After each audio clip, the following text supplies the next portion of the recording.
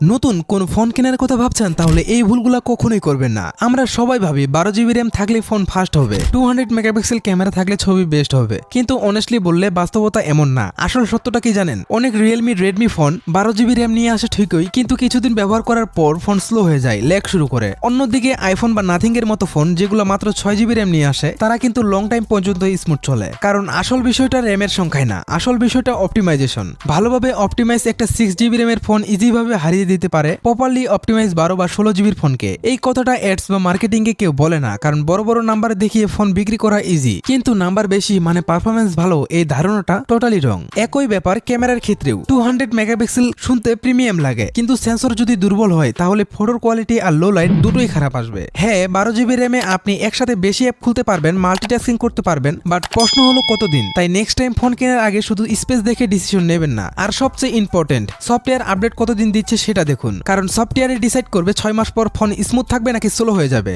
আর আপনি যদি এখন কোনো ফোন কেনার কথা ভাবেন, কমেন্টে ফোনের নাম লিখুন, আমি চেষ্টা করব ওই ফোনের রিভিউ তৈরি করতে।